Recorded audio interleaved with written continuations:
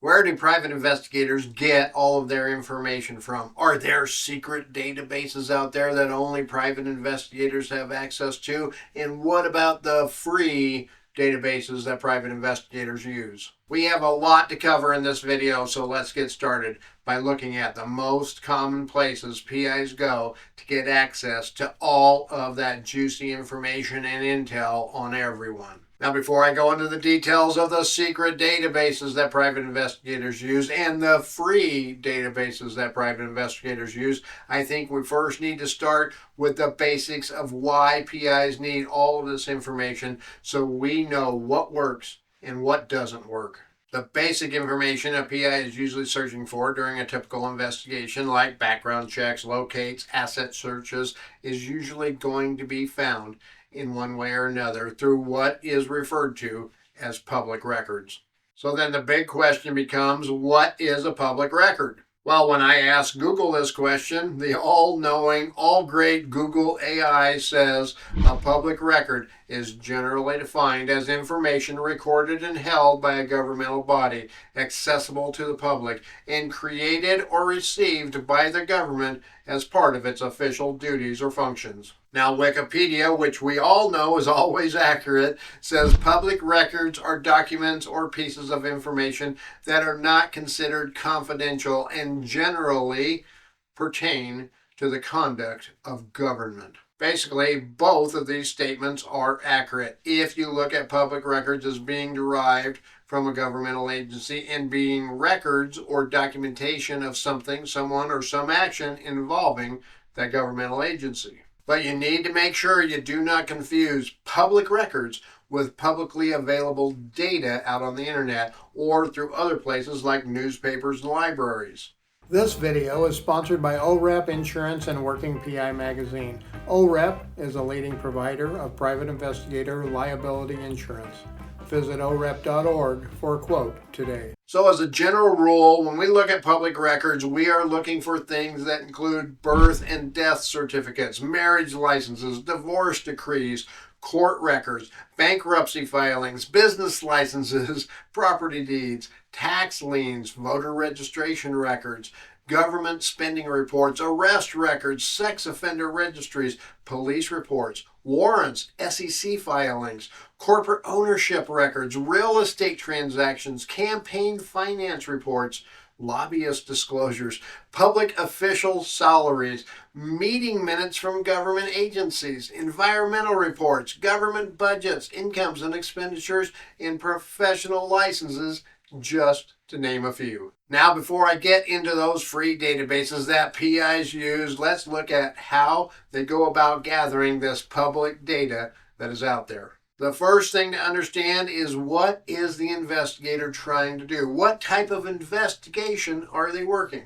You see, obtaining voter registration information for a subject in a slip and fall case may not be all that important, unless the PI doesn't have a good address for the subject. You see, many of these public records, like voter registration information, has a last known address connected to it. And for the most part, people keep this information up to date so they can get their election information delivered to them in a timely manner. And where do you get that voter registration information? Well, at the same place you get most public records, from the government source that holds those records. But as a general rule, many times you don't have to go to that state office and fill out a lot of forms requesting that information.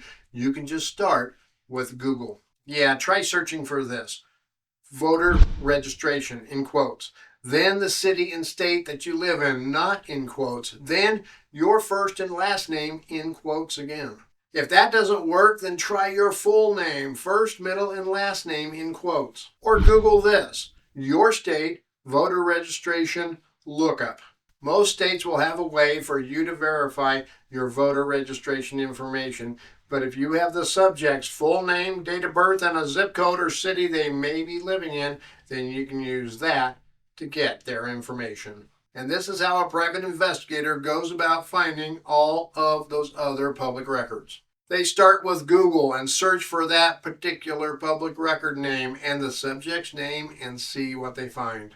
Or they search for that public record name in the state they're looking for it in and see if they can come up with the government sites that they can go to and look up or request that public record from. Now, not all public records are available in all states, and not all public records that are available are free. Many times we run across government agencies that charge a fee to access this data, and that is fair. Yes, I know it's public records, but there is a cost to maintaining those records and having them accessible.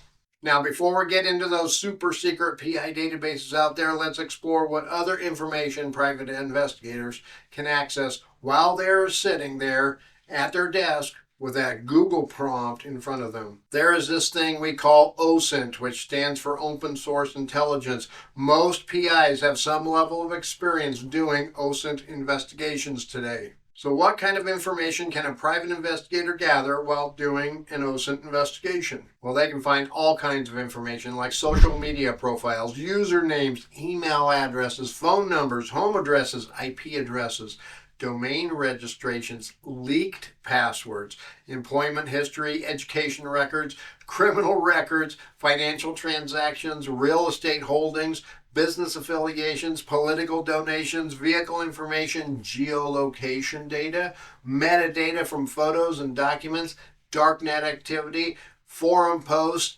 breach data from hacking incidents, online shopping habits, travel history, family connections, personal interests, and behavioral patterns based on online interactions, just to name a few. Now again, a lot of this is going to be dependent on the private investigator's skills as well as what type of data they need to gather on the subject of their investigation. OSINT and all of this online research type of investigation can take up considerable time.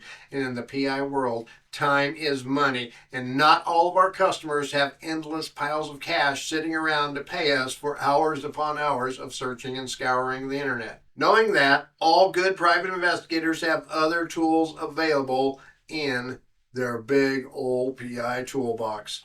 And that is where databases come in. Now, before we talk about the free databases a PI might use, let's look at those super secret PI databases they use. These professional databases are sites like IDI, IRB, TLO, Skip Smasher, Scope Now, and others. Now, these databases all have fees tied to them as well. They are only for private investigators and other legal professionals, and the companies protect access to this to the nth degree. So, not just anyone can have an account with them. The fees for these sites vary as greatly as the information they provide. Some have monthly fees, some have per search fees, some have both. The data they provide varies too, but for the most part, most of them will provide a lot of similar core value data like full name, alias, dates of birth, last known address, address history, last known phone number, phone history, criminal history, civil legal matters like judgments, liens, property ownership,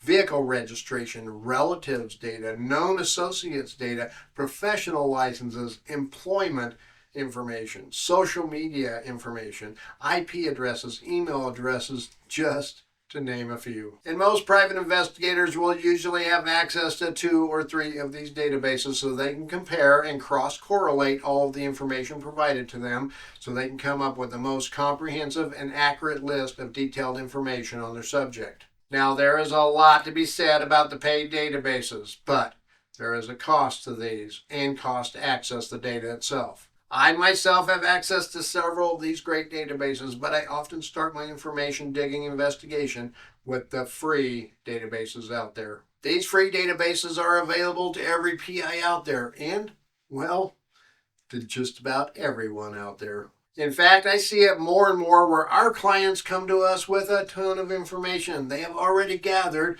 off of these free databases along with public records and open source data that they've gathered. Our clients are becoming ever smarter and educating themselves on how to do their own internet sleuthing. Some of these free online databases we use include White Pages, Spokio, People Finders, Open Corporates for business records, Anywho, Fast People Search, and one of my favorites is True People Search, just to name a few. TPS or True People Search is quite amazing. Now the data on here, like with all these free databases, can be a little dated at times. As well, they all try to sell you a little more data. I don't know how good that information is, but based on my experience from what clients have brought to me from those paid lookups and paid backgrounds from these sites, it is usually very stale and outdated information. But the free side of each of these gives a lot of great information to be sure. For instance, on TPS, True People Search,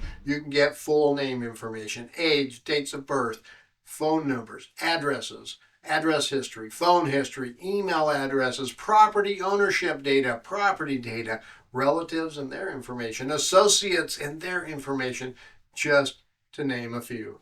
Now, if you want to know more about how private investigators do what they do, then check out this video.